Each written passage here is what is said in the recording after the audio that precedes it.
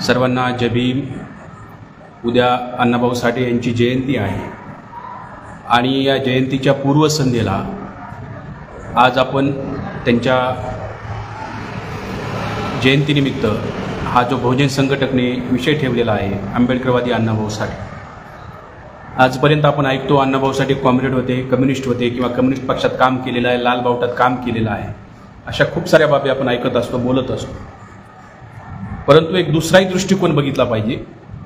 एखादी गोष्ट सत्य असेल परंतु त्या बाबीला जो दुसरा दृष्टिकोन आहे, मी 2020मध्ये ज्यावेळेस अण्णाभाऊ साठेंच्या जयंतीला 100 वर्ष पूर्ण झाली, यानिमित्त आम्ही एक ग्रंथ, संशोधन ग्रंथ प्रकाशित केला।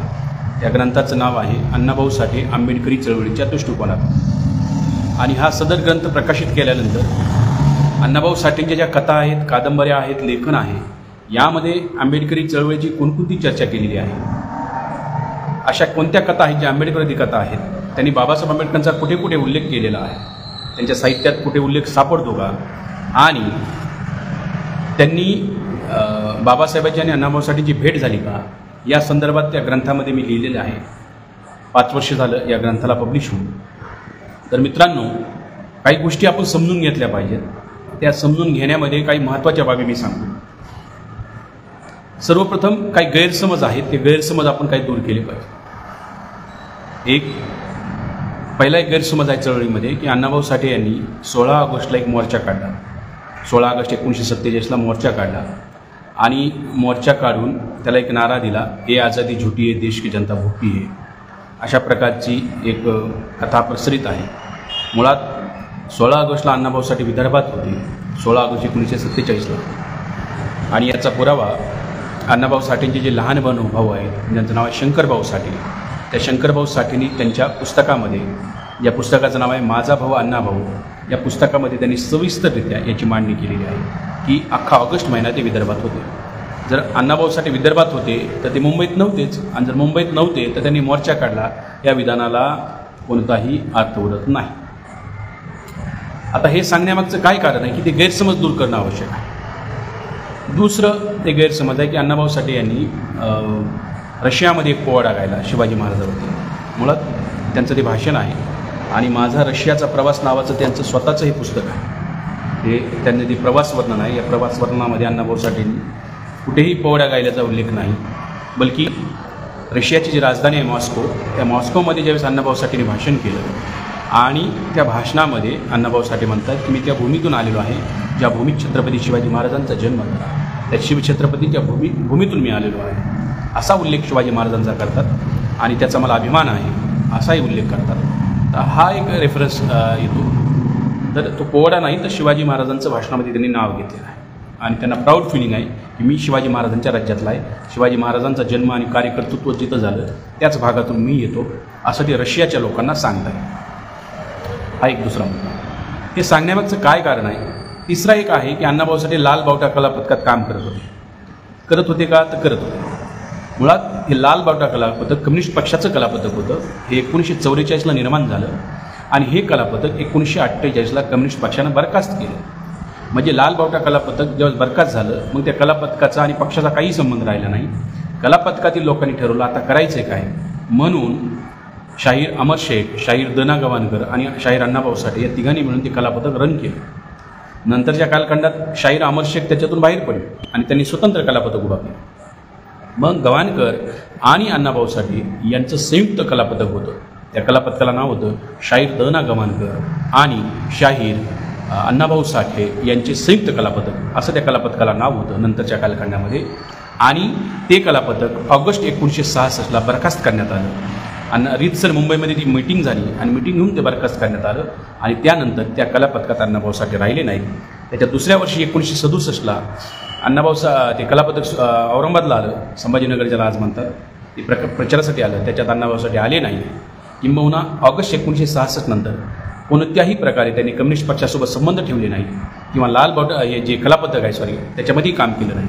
आपण सांगतो लाल बावटा कलापथकात काम केलं, मान्य आहे, परंतु ते कलापथक 1948ला बरखास्त केलं हेही सांगणं तितकंच आवश्यक आहे। त्यानंतर हे कलापथकात अमर शेखही बाहेर पडले नंतरच्या कलापथक, हेही सांगणं आवश्यक आहे। आणि गवाणकर आणि अण्णाभाऊ साठेंचं हे संयुक्त कलापथक ऑगस्ट 1966 अण्णाभाऊ साठे त्याच्यातूनही बाहेर पडले, फार अपमानित होऊन बाहेर पडले.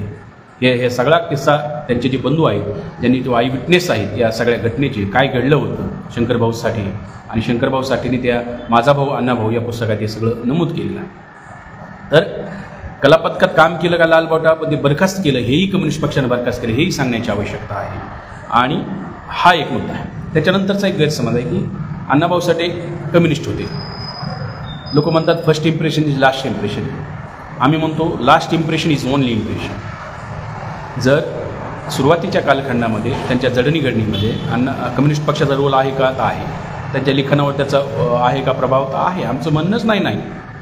परंतु जो त्यांना अनुभव आला आणि त्या अनुभवाच्या नंतरच्या शेवटच्या कालखंडामध्ये त्यांनी ते सर्व संबंध तोडून टाकले, हे महत्त्वाचं आहे. ते त्यांचं जे लास्ट इम्प्रेशन काय सांगतं हा महत्त्वाचा मुद्दा आहे.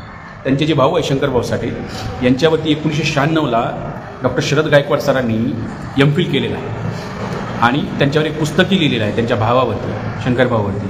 जसं अण्णाभाऊवर त्यांनी पुस्तक लिहिलं शंकरभाऊनी, माझा भाऊ अण्णाभाऊ, त्यांनी पुस्तक लिहिलं अण्णाभाऊचा भाऊ शंकरभाऊ, डॉक्टर शरद गायकवाड. आणि त्या पुस्तकामध्ये तुम्हाला तो रेफरन्स मिळून जाईल. त्यांना विचारण्यात आलं होतं की तुम्ही RPIमध्ये काम का करता. शंकरभाऊ साठे RPIमध्ये काम करायचे. त्याचं उत्तर त्यांनी सांगितलं होतं की शेवटच्या कालखंडात माझ्या भावाने कम्युनिस्ट पक्षासोबतचे सर्व संबंध तोडले होते आणि त्यांनी सांगितलं होतं की आता आपल्याला आंबेडकर चळवळीत काम करायचं आहे, म्हणून मी आंबेडकर चळवळीत काम करतो, असा स्पष्ट उल्लेख शंकरभाऊ साठेने केलेला आहे. आणि तुम्हाला जर रेफरन्स पाहिजे असेल तर तुम्ही शरद गायकवाडांची पुस्तकं वाचू शकता, डॉक्टर शरद गायकवाडांची. त्यांच्यावर MPhil बी केलेलं आहे. शंकरभाऊ साठेंनी 13 कादंबरी लिहिलेल्या आहेत. शंकरभाऊ साठेंनी बायोग्राफी लिहिलेली आहे अण्णाभाऊ साठेंची. ही गोष्ट महत्त्वाची आहे. माझं म्हणणं आहे first impression is last impression गलत बात आहे. Last impression is only impression. Babasaheb काय म्हणतात, मी हिंदू म्हणून जन्मला असलो तर हिंदू म्हणून मारणार नाही.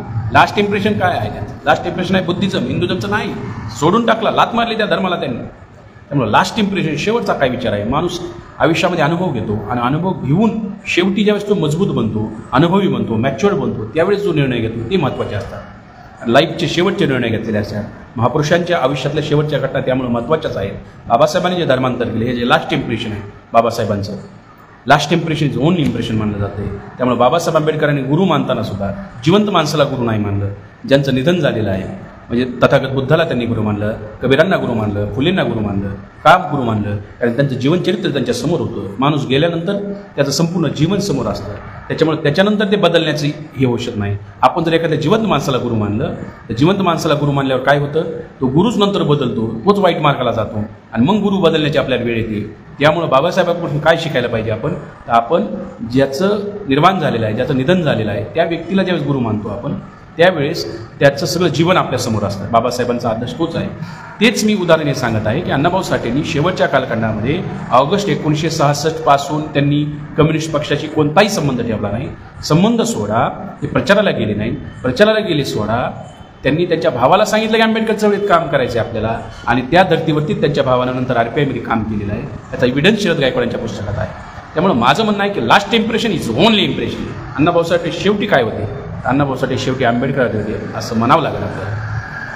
तर हे मग ह्या सगळ्या जर बाबी असतील तर ह्या सगळ्या बाबींचा ज्यावेळेस आपण अभ्यास करू, अण्णाभाऊ साठे बेसिकली कथाकार होते. त्यांनी कथेलाच मोठं स्वरूप दिल्यावर त्याला कादंबरी म्हणतात. कित्येक अशा कथा आहेत ज्या कथेमध्ये त्यांनी बाबासाहेबांचा उल्लेख केलेला आहे. म्हणजे त्यांचे एक मी तर मोठी एक कथा सांगतो. त्यांच्या कथेचं नाव आहे बुद्धाची शपथ. आता बुद्धाची शपथ अण्णाभाऊ साठेंनी ही कथा लिहिली आणि या कथेमध्ये महार समाजाच्या लोकांनी ज्यावेळेस बौद्ध धर्म स्वीकारला तर त्यांच्या जीवनामध्ये काय काय बदल झाला, या बदलावरती ती कथा आहे. 8, 9, 10 वर्षाचे पोरं बौद्ध धर्म स्वीकारल्यावर चिंचणी नावाच्या गावातून मुंबईला जातात, वरळीला. त्यांचा तो बिना तिकिटानं जो प्रवास आहे घरातून निघून जातात आणि वरळीला आपल्या चुलत्याकडे वडिलाकडे जातात. तर त्यावेळेचा जो सगळा वृत्तांत त्यांनी दिलेला आहे आणि त्या कथेचा शेवट आहे बुद्धम शरणम गच्छामी याने. बुद्धाची शपथ या कथेचं शेवटचे 3 शब्द आहेत बुद्धम शरणम गच्छामी. ही महाराष्ट्र सरकारनं जो गौरवग्रंथ छापला आहे अण्णाभाऊ साठेवरचा हा गौरवग्रंथ आहे. 2011 बार्टीने छापलेला आहे. याच्यामध्ये कथा तुम्ही बघू शकता. आणि कथेचे जे 3 शेवटचे शब्द आहेत बुद्धम शरणम गच्छामी. अण्णाभाऊ साठेंनी कथा लिहिली, कथेचे शब्द आहेत बुद्धम शरणम गच्छामी. या कथेचा खूप सारा लेखकाचा जो अर्थ असतो, अर्थाचा फार गंभीर अर्थ आहे. परंतु कम्युनिस्टांची बदमाशगिरी अशी आहे, यांनी अण्णाभाऊ साठेंची हीच कथा या ग्रंथामध्ये हे युगांतरमधील अप्रकाशित साहित्य म्हणून या पुस्तकामध्ये त्यांनी ही कथा लिहिलेली आहे, बुद्धाची शपथ. आणि या कथेमध्ये जो शेवटचे शब्द आहेत बुद्धम शरणम गच्छामी हे गायब करण्यात आलेले आहेत. ही बघा बुद्धाची शपथ कथा, मी टायटल दाखवतोय आणि त्याचं जे शेवटचं पान आहे ते शेवटचं पानही तुम्हाला दाखवतो. याच्यामध्ये त्यांनी ही सरळ सरळ कथा बदललेली आहे. माझा प्रश्न आहे की ही बघा शेवटच्या कथेतलं हे इथं जर पाहिजे बुद्धम शरणम गच्छामी हे गायब आहे. हे कुणी केले? हे कम्युनिस्टांनी केले. हे श्रमिक प्रतिष्ठानचं पुस्तक आहे, हे कम्युनिस्ट लोकांनी संपादित केलेलं पुस्तक आहे. म्हणजे मला काय म्हणायचं आहे, तुम्ही अण्णाभाऊ साठेंच्या साहित्यासोबत छेडछाड करण्याचा काय अधिकार आहे तुम्हाला? काय वाटतं? बुद्धाची शपथ कथा जर बुद्धम शरणम गच्छामी अण्णाभाऊ साठेंनी लिहिलं आहे हे जर समाजाला कळालं तर तुम्हाला काय वाटतं? कम्युनिस्टांना काय वाटतं? ही बदमाशगिरी जी आहे साहित्यासोबत, त्यांच्या ह्याच्यासोबत अर्ध का सांगता? सगळं सांगा ना. हे अर्ध सांगणं झालं ना. बुद्धम शरणम गच्छामी अण्णाभाऊ साठे म्हणले, हे लिहिलं का नाही लिहिलं? हे म्हणजे एवढीच बदमाशगिरी नाही आहे यामध्ये. दुसरी सांगतो तुम्हाला, याच्यामध्ये आणखी एक आर्टिकल आहे. आर्टिकलचं नाव आहे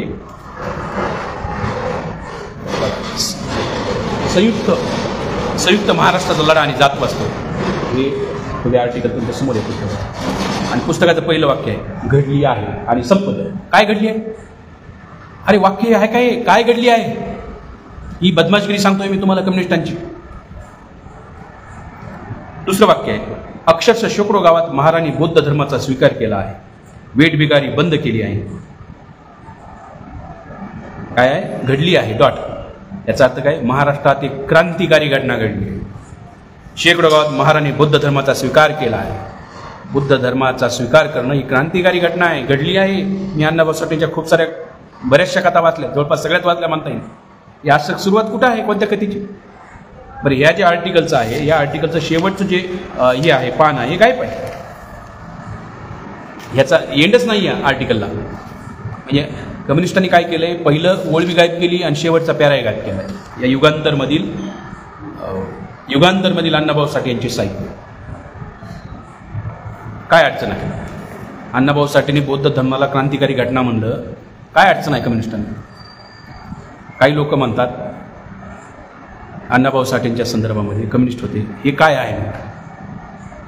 आयुष्याच्या शेवटच्या कालखंडात यांच्या विचारामध्ये हा जो बदल झाला याला काय म्हणणार तुम्ही? मी म्हणतो सगळं सांगा, दोन्ही बाजू सांगा. आतापर्यंत तुम्ही अण्णाभाऊ साठे कम्युनिस्टांच्या दृष्टिकोनातून ऐकलं, आंबेडकरी दृष्टिकोनातून बघा. एक दुसरी बाजू आहे, ही दुसरी बाजू बघा. आणि काय जात वास्तव लिहिलंय, हे बघा आर्टिकलचं काय आहे टायटल, जात वास्तव, वर्ग वास्तव नाही. अण्णाभाऊ साठेंना याचं भान होतं, जाण होती की जात ही वास्तव आहे या देशाचं. बाबासाहेब काय सांगत होते कम्युनिस्टांना? हे तर सांगत होते की वर्ग लढा तुम्हाला उभा करायचा आहे, पण वर्ग कसे एकत्र होणार? इथं एक उतरण आहे, जातीची उतरण आहे, क्रमिक असमानता आहे. तुम्ही मजुरांना, कामगारांना एक कसं करणार? कामगार महाराचा आहे, कामगार मांगाचा आहे, कामगार चांभाराचा आहे, कामगार माळ्यांचा आहे, कामगार वडारांचा आहे, कामगार कैकड्यांचा आहे. ही जातीची उतरण आहे. एक जात काही जातींना वरी समजते, काही जातींना खाली समजते. क्रमिक असमानता आहे. जोपर्यंत जात आहे तुम्ही वर्ग संघर्ष करू शकत नाही, वर्ग म्हणून एकत्र येणार नाही. अण्णाभाऊ साठे काय म्हणतात? जात वास्तव मांडतायत, त्यांना ही मान्य आहे ना जात वास्तव. हे आपण समजून घेणं अत्यंत आवश्यक आहे. ही बुद्धाची शपथ. त्यांची एक कथा आहे दुसरी, त्या कथेचं नाव आहे सापळा. आता ही सापळा कथा कशावर आहे? तर बाबासाहेब आंबेडकरांनी ज्यावेळेस ठराव पारित केला की मेलेले जनावरं ओढायचे नाही, मग महाराणी मेलेलं जनावर ओढणं बंद केलं. मग त्यांच्या जीवनात नेमकं काय झाला बदल, याच्यावरती ही कथा आहे सापळा. आणि मग महाराणी ते बंद केल्यानंतर गावातल्या लोकांनी त्यांच्यावर कसा सापळा टाकला आणि त्या सापळ्यातून कसे बाहेर आले, म्हणजे बाबासाहेबाच्या आदेशाचं तंतोतंत महाराणी कसं पालन केलं, मेलेले जनावर ओढायचे नाही, यावरती ही सापळा कथा आहे. त्यांची दुसरी आणखी एक कथा सांगतो, उपकाराची फेड. ही उपकाराची फेड ही क्रमिक असमानतेवरती आहे. एक महाराजा माणूस आहे, चांभाराकडे जातोय चप्पल शिवायला, तर तो त्याचं शिवायचं साहित्य फेकून देतो आणि म्हणतो तू तुझ्या हाताने शिव, मी तुझ्यावर उपकार केले. आणि ती दुसरा वारकाचा माणूस होतो मुंबईमध्ये राहणारा, तर वारकाच्या माणसाची मात्र तो चप्पल शिवतोय.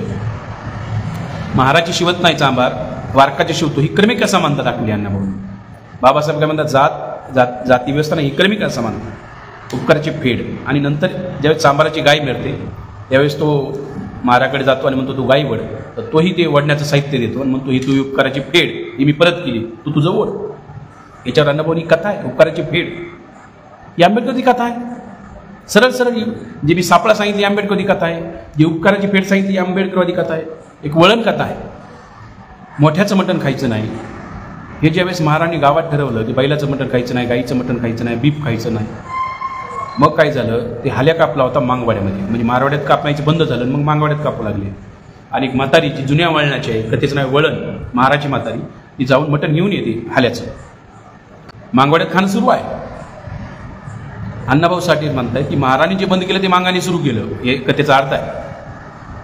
आणि ती ज्यावेळेस महाराजी बाई म्हातारी बाई मटण आणते, तिच्यावर मारवाड्यातले लोक बहिष्कार टाकतात. तर मग काही लोक नंतर सांगतात की ही जुन्या वळणाची आहे. जुन्या वळण म्हणजे काय, जुनं वळण आहे, जुनी सवय आहे, ती लगेच बदलणार नाही, नवीन लोक बदलतील, हे जुने लोक नाहीत बदलू शकत. वळण कथा म्हणजे आंबेडकरांचा विचार नवीन लोकांनी, युवा लोकांनी, तरुण लोकांनी, सुशिक्षित लोकांनी फास्ट स्वीकारला, परंतु जे म्हातारी आहेत, जुन्या वळणाचे लोक आहेत, त्यांना वेळ लागला. ही कथा सूचित करते, ही आंबेडकरवादी कथा आहे. ही डायरेक्ट बाबासाहेबांचं काय घडलं चळवळीमध्ये, गावखेड्यामध्ये काय बदल झाले, याच्यावरती ही कथा आहे. एक कथा आहे कोंबडी चोर. स्वातंत्र्य मिळाले आणि एक शिक्षक, एक व्यक्ती कोंबडी चोरत असतो. त्या चोराला म्हणतो की आता तो गांधीवादी मास्तर असतो आणि त्याला म्हणतो आता बंद करा, आपण भारत स्वतंत्र झाला आहे. आणि तो शिक्षक त्याला चहा प्यायला देतो. चहाच्या हॉटेलमध्ये या अस्पृश्य पोराला जी कब्बशी, फुटकी कब्बशी दिली जाते आणि शिक्षकाला चांगली कब्बशी दिली जाते. त्यावेळेस तो जो चोर आहे, कोंबडी चोर, म्हणतो कुणाला मिळाले मास्तर स्वातंत्र्य, या कब्बशीला मिळाले स्वातंत्र्य की मला मिळाले का तुम्हाला मिळाले? फुटकी कब्बशी. म्हणजे ये आझादी झुटी है, देश की जनता भूकी है, हा जो नारा आहे त्या कथेचा खरा अर्थ आहे तो की आम्ही उपाशी आहोत, उपाशी आहोत म्हणून हे करावं लागतं. हे सगळं, ही आझादी झुटी आहे, आम्हाला हे सगळ्या चोरी करायची काय वेळ येते. याच्यावरती कोंबडी चोर कथा आहे. या अण्णाभाऊ साठेची कोंबडी चोर कथा आहे. बाबासाहेब म्हणतात ना, हे स्वातंत्र्याचं तुमचं स्वातंत्र्य, 51चं भाषण आहे, व्हॅल्यूम नंबर 18, पाठ नंबर 3 बघा. हे तर स्वातंत्र्य तुमचं स्वातंत्र्य आहे. आजही आम्ही पारतंत्र्यातच आहोत, आजही आम्ही पारतंत्र्यातच आहोत. ब्रिटिश गेल्यानंतर बाबासाहेब म्हणतात आम्ही पारतंत्र्यात आहोत.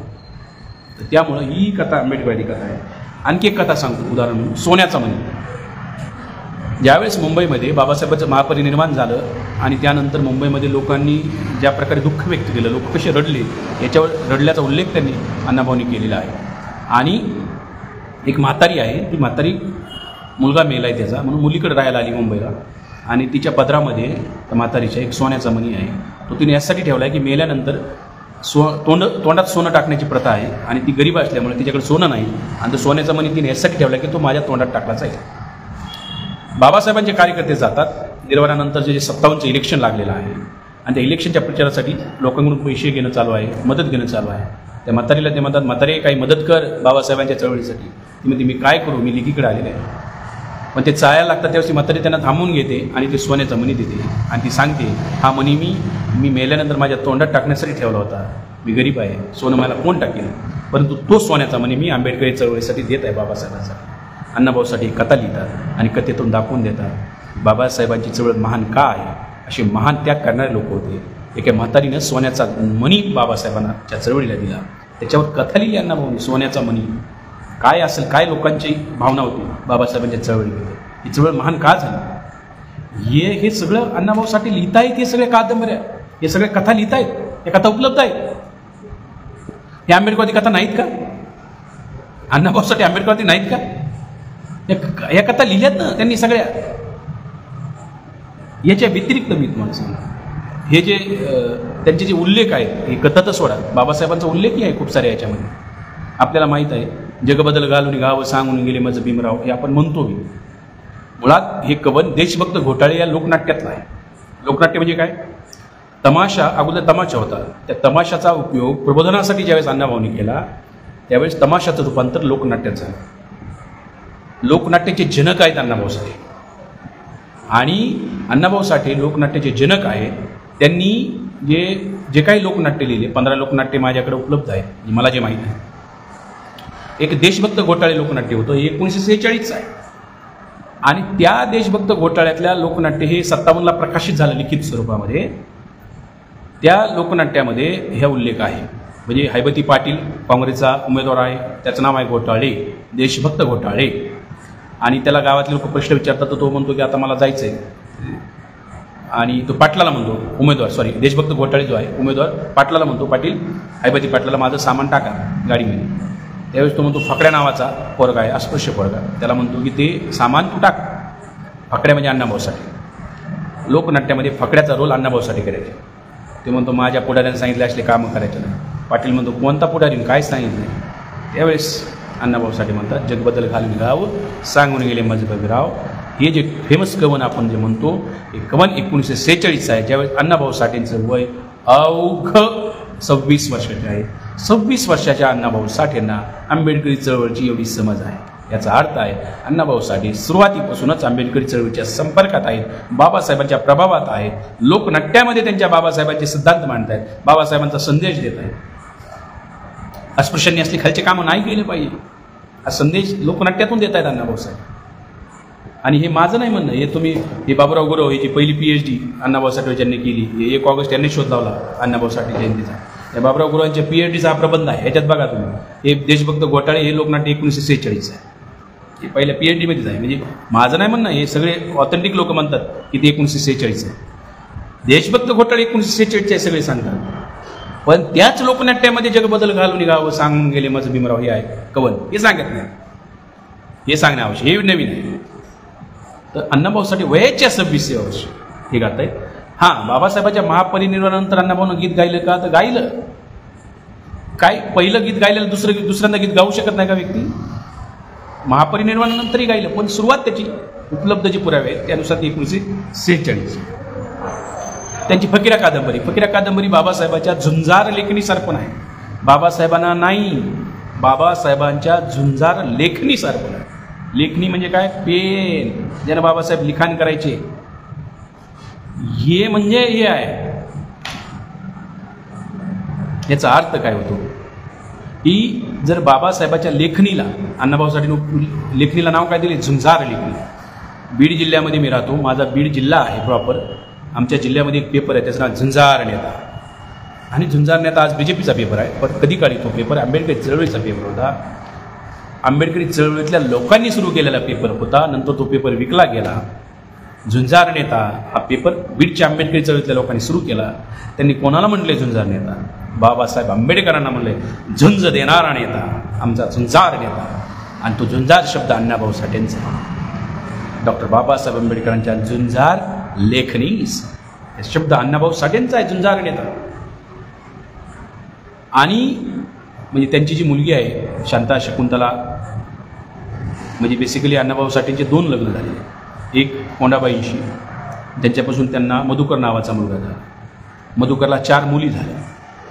अण्णाभाऊ साठेला नाती आहेत 4, नातवंड नाही. एकच मुलगा होता अण्णाभाऊ साठेंना, त्याचं नाव मधुकर, आणि त्याला 4 मुली. आता जे कुणी साठे दिसत आहेत ते अण्णाभाऊ साठेंच्या भावाचे मुलं आहेत, वंशज आहेत. म्हणजे शंकरभाऊ साठेंचे, सचिन साठे जे आहेत शंकरभाऊ साठेचे नातू आहेत.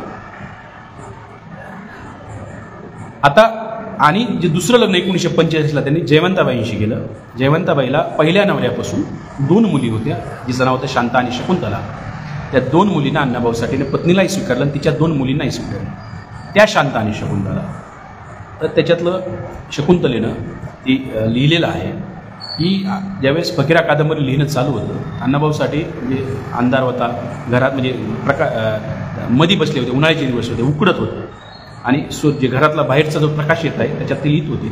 आणि अचानक बाजूला कंदील बी लावलेला होता. अचानक त्यांचं बेहोश झाले, ते कंदील खाली पडला आणि त्याच्यानंतर त्यांना बाहेर आणण्यात आलं. मग पाणी टाकलं आणि थोड्या वेळाने त्यांना होश आला. म्हणजे चक्कर आली होती त्यांना, अशक्तपणा आला होता, आजारी होते. पण आजारी असतानाही ते फकीरा कादंबरी लिहित होते. एखाद्या माणसाला चक्कर आल्यानंतर, बेहोश पडल्यानंतर एक जाणीव होते की आपलं आयुष्य कमी आहे. आणि ज्यावेळेस आयुष्य कमी असतं त्यावेळेस आपल्याला जे काय करायचं असतं ते फास्ट माणूस करायला. त्याच्यातली ही बाब बाबासाहेबांचे आपल्यावर उपकार आहे आणि बाबासाहेब आंबेडकरांच्या संदर्भामध्ये व्यक्त झालं पाहिजे म्हणून ती जी काय कादंबरी आहे फकीरा कादंबरी त्यांनी बाबासाहेबांच्या झुंजार लेखणीसारखी केली आहे. कुणी म्हणेल की अण्णाभाऊ साठेंनी बाबासाहेबांनी तर सगळे इंग्रजीत ग्रंथ लिहिले, मग बाबासाहेबांची लेखणी झुंजार आहे कसं काय अण्णाभाऊंना कळालं? अण्णाभाऊ साठे इंग्रजी वाचत नव्हते. मुळात बाबासाहेबांचे पेपर लिहिले ते मराठीत लिहिले. मूकनाईक मराठी, जनता मराठी, बहिष्कृत भारत मराठी, प्रबुद्ध भारत मराठी. आणि हे जनता पेपरचे अंक अण्णाभाऊ साठे वाचत होते. मराठी त्यांना वाचता येत होती, लिहिता येत होती, मोठे साहित्यिक होते. आणि ती जी लेखणी आहे झुंजारने आपलं जनता पेपरमध्ये जे लेख लिहून यायचे ते वाचून अण्णाभाऊ साठे मोठे झाले आणि त्यांना कळालं बाबासाहेबांची लेखणी झुंजार लेखणी आहे, झुंज देणारी लेखणी आहे. हे अण्णाभाऊंना कळालं. कशाहून? जनता पेपरचं वाचायचं. जनता पेपरमध्ये जे छापून यायचे ते वाचायचे. आणि मुंबईत बाबासाहेबांचा गड होता, चळवळीचा किल्ला होता. हा एक महत्त्वाचा मुद्दा. त्याच्यानंतरचा मुद्दा सांगतो. बाबासाहेबांचा जे पेपर आहे प्रबुद्ध भारत, मी जे म्हणलं अण्णाभाऊ साठे वाचत होते, अण्णाभाऊ साठेंचे लेख प्रबुद्ध भारतात छापून आलेले आहेत.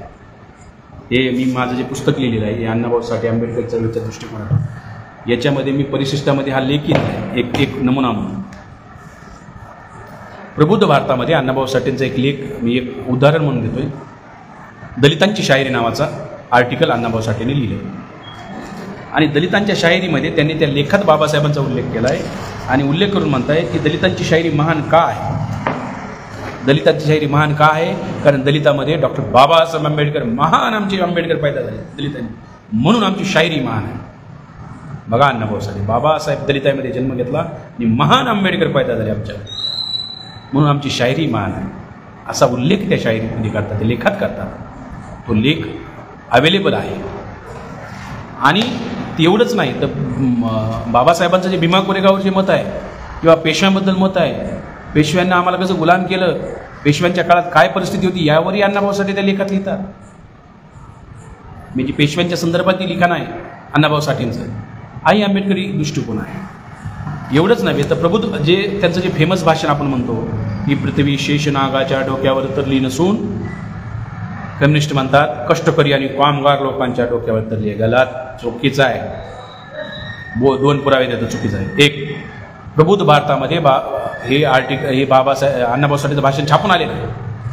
प्रबुद्ध भारतामध्ये छापून आलेलं आहे आणि जे भाषण छापून आलं ते सगळं भाषण माझ्याकडे आहे. मी ते हे बघा दुर्मिळ भाषण परिशिष्टामध्ये छापलं आहे. यांनी सांगतात शेषनागाच्या डोक्यावर तरली नसून कष्टकरी आणि गलत ही पृथ्वी दलितांच्या तळहातावर तरलेली आहे. दलित शब्द वापरला अण्णाभाऊ साठेने, कारण ते महाराष्ट्र दलित साहित्य संमेलनामधलं भाषण आहे. त्याच्यामध्ये दलित शब्द आहे आणि अख्खं भाषण उपलब्ध आहे प्रबुद्ध भारतामध्ये आलेलं. आणखी दुसरा एक पुरावा देतो.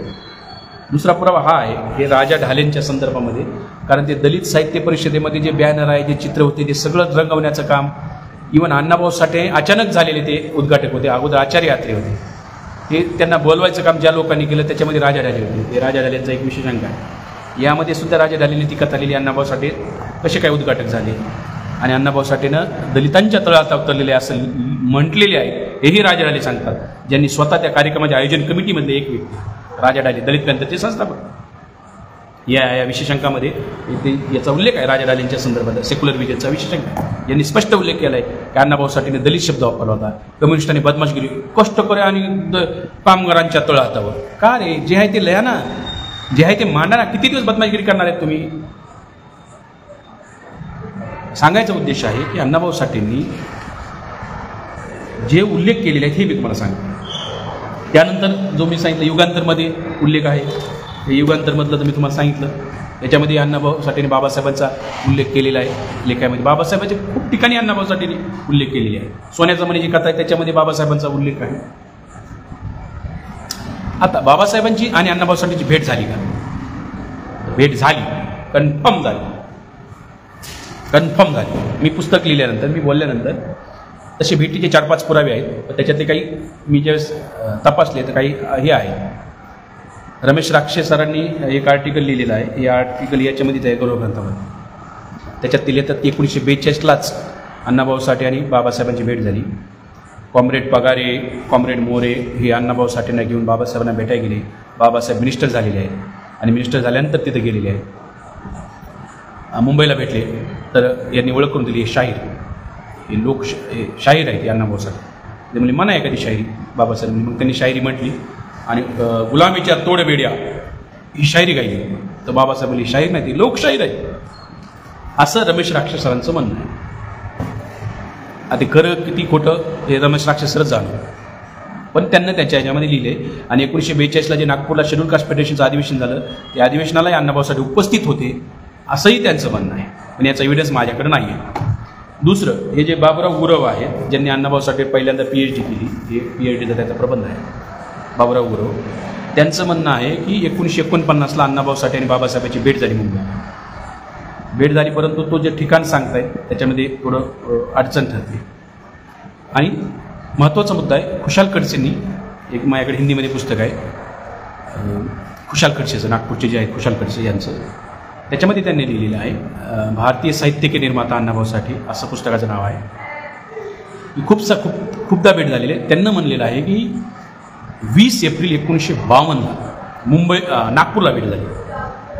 धंतोलीचं जे स्टेडियम आहे, ज्याचं नाव आता नाव बदललं, धंतोली स्टेडियमला मला वाटतं यशवंतराव चव्हाण स्टेडियम काहीतरी केलेलं आहे, तर त्याला अगोदरचं नाव आहे धंतोली स्टेडियम. त्या धंतोलीच्या मैदानावरती सभा झाली. त्या सभेला कॉम्रेड A.B. वर्धन होते असं म्हणतायत खुशाल खडसे, अण्णाभाऊ साठे होते आणि बाबासाहेब होते, आणि त्यानंतर भावे नावाच्या कार्यकर्त्याच्या घरी त्यांनी जेवण केलं, असा तो उल्लेख आहे. आता मी भाषणात ज्यावेळेस बोललो तर ते भावे म्हणजे कोण, तर बाबासाहेबांचे कार्यकर्ते होते. नागपूरमध्ये ज्यावेळेस बाबासाहेबांना धम्मदीक्षा घेतली 14 ऑक्टोबर 1956ला विजयादशमी दिवशी, त्या दिवशी मांगवाड्यातल्या 200 लोकांनी, नागपूरच्या मांगवाड्यातल्या 200 लोकांनी धर्मांतर केलं होतं, आणि त्या 200 लोकांना कन्व्हिन्स करण्याचं, आणण्याचं काम भावेंनी केलं. हे भावे मातंग जातीचे, हे बाबासाहेबांचे कार्यकर्ते. त्या भावेंचे जे नातू आहे, मुलीचा मुलगा, ते माझ्या संपर्कात, ते माझे मित्र आहेत चंद्रभाऊ ठाकरे. त्यांनी मला फोन केला आणि म्हणले, तुम्ही लिहिलात बोलला ते राईट आहे, तुम्ही या नागपूरला, तुम्हाला ती जागा दाखवतो ज्या ठिकाणी अण्णाभाऊ साठे आणि बाबासाहेब आंबेडकर जेवलेले आहेत त्या भावेच्या घरी, आणि अख्ख्या वस्तीला माहीत आहे, अख्ख्या वस्तीला जुन्या लोकांना माहीत आहे आंबेडकर आणि अण्णाभाऊ साठे इथे जेवलेले आहेत. बघा, जुन्या लोकांची तारीख चुकू शकते, पण अख्खी वस्ती, मी तिथे गेलो नागपूरला, अख्खी वस्ती सांगते इथं अण्णाभाऊ साठे आणि बाबासाहेबांसोबत जेवलेले आहेत. हा झाला प्रायमरी पुरावा. भेट झाली का, तर निश्चित झालेली.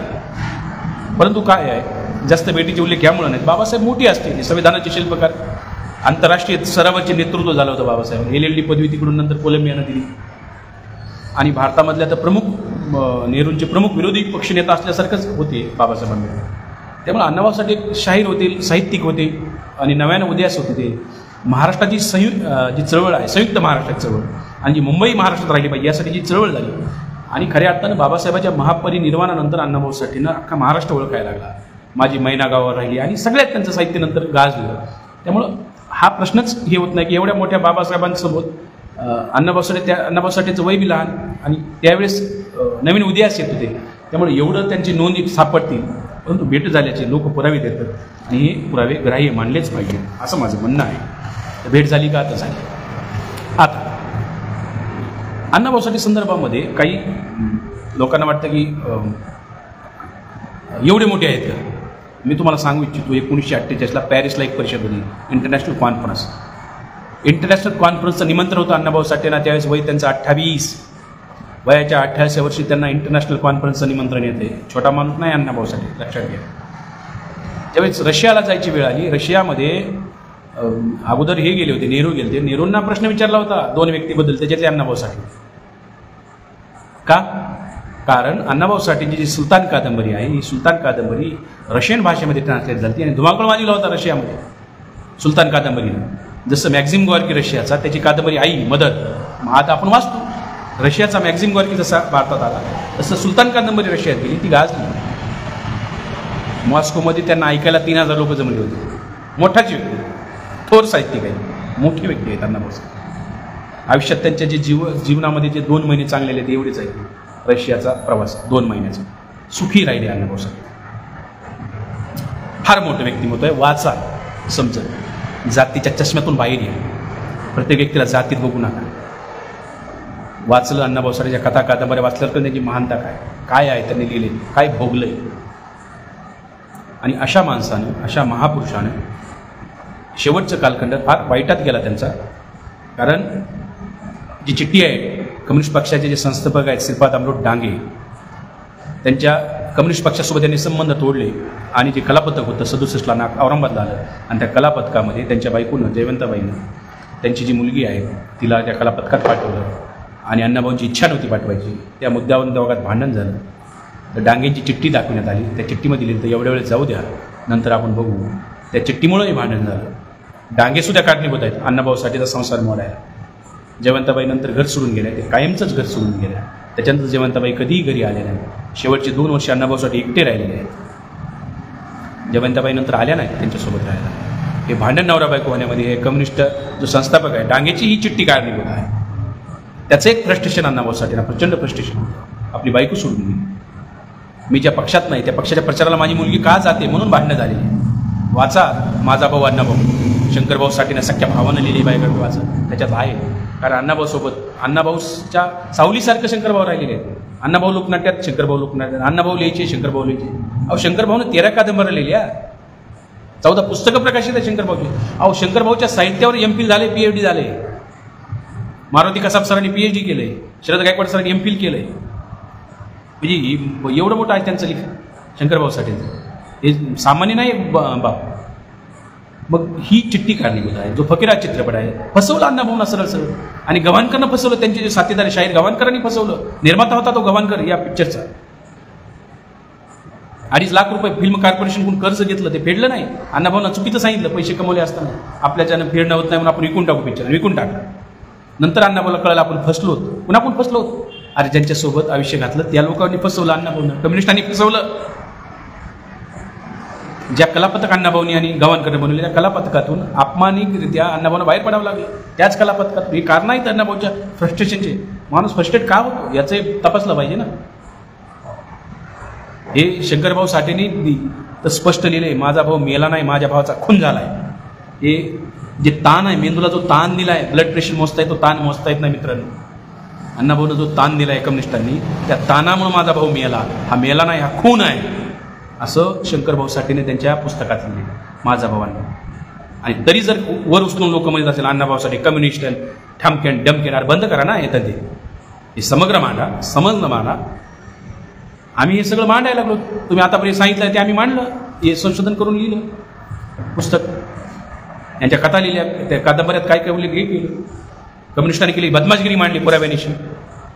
याचं उत्तर आणखी कोल्हापूरमधला म्हणजे कोणता कम्युनिस्ट उत्तर द्यायला की बुद्धम शरणम गच्छामी का शब्द काढला कम्युनिस्टांनी, आणि की ही कुणीही उत्तर द्यायला तयार नाही. द्यावं उत्तर, तुमची बदमाशगिरी मान्य करा ना, काय झालं काही नाही.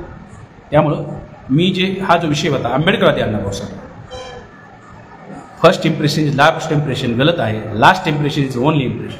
अण्णाभाऊसाठी शेवटी कम्युनिस्ट पक्षासोबत राहिले का? नाही राहिले. अण्णाभाऊसाठी कलापथकात राहिले का? त्या तर नाही राहिले. अण्णाभाऊसाठी कम्युनिस्टांच्या प्रचाराला जायचं नाकारलं का? तर नाकारलं. आपली मुलगी गेली म्हणून त्या मुलीसोबत भांडण झालं, बायकोसोबत भांडण झालं, बायको सोडून गेली, पण अण्णाभाऊसाठी विचारापासून मागे फिरले. आणि शेवटी भावाला सांगितलं की आता आपल्याला आंबेडकर चळवळीत काम करायचं आहे, म्हणून शंकरभाऊसाठीने RPI काम केलं. आता हे स्पष्ट करतंय लास्ट इम्प्रेशन काय आहे अण्णाभाऊसाठींचं, शेवट काय मेसेज देऊ इच्छितात ते लोकांना. हे आंबेडकर चळवळीत काम केलं पाहिजे हे त्यांनी त्यांच्या भावाला सांगितलं. हाच मेसेज अण्णाभाऊसाठींना मानणाऱ्या प्रत्येक व्यक्तीने घेतला पाहिजे, मातंगाने घेतला पाहिजे, माझ्या बांधवांनी घेतला पाहिजे. या अण्णाभाऊसाठीचा शेवटचा संदेश आंबेडकर चळवळीत काम करा. आपण आंबेडकर चळवळीत काम केलं पाहिजे. जर दुसरीकडे जाल, जसं मी स्वतः गदरला भेटलो होतो, गदर नक्सलाईट चळवळीमध्ये होती, आणि हैदराबादला ज्यावेळेस भेट झाली तर ते मला म्हणले I wasted my 42 years in wrong moment. माझे 42 वर्ष मी वाया घालवले, असं गदर मला स्वतः बोललेले आहे. मी ज्यावेळेस हैदराबादला त्यांना 2013ला भेटायला गेलो आणि ते एक पुस्तक लिहित होते. पुस्तक असं त्यांनी मला पाठमोरी आकृती दाखवली त्यांची स्वतःची, एक काठी हातात आणि मागं बाबासाहेबाचा बुद्धाचा फोटो. टुवर्ड्स माय फादर, म्हणजे कोण? बापाकडे मी चालू आहे, माझ्या बुद्धाकडे चालू आहे, माझ्या बाबासाहेबाकडे चालू आहे. कम्युनिस्ट चळवळीमध्ये आयुष्यभर काम करणाऱ्या गदरला, एवढ्या मोठ्या शाहिराला पश्चाताप झाला की 42 वर्ष व्यर्थ गेले आणि आता मला माझ्या बापाकडे जायचं आहे, म्हणजे बाबासाहेबाकडे जायचं आहे. मित्रांनो, लवकरच भानावर या. आंबेडकर चळवळ हाच राईट ट्रॅक आहे आणि या ट्रॅकवर सगळ्यांनी काम करा. एवढंच सांगून आज पूर्वसंध्येला उद्या अण्णाभाऊ साठेंची जयंती आहे. या जयंतीच्या सर्वांना शुभेच्छा देतो. आणि अण्णाभाऊ साठेंचं साहित्य वाचा, कादंबऱ्या वाचा, कथा वाचा, त्यांचं जीवन समजून घ्या, त्यांचा दर्द समजून घ्या. त्यांनी लिहिलंय काय हे नाही आहे, शब्दाचं हे नाही आहे फुलवारा, फक्त वास्तवदर्शन आहे. जे काही कॅरेक्टर आहे ते खऱ्या कथा आहेत, त्यांच्या खऱ्या गोष्टी लिहिलेल्या आहेत. हे सत्य वाचा आणि सत्य समजून घ्या आणि स्वयंप्रकाशित व्हा. एवढंच सांगतो आणि थांबतो. जय भीम, जय भारत.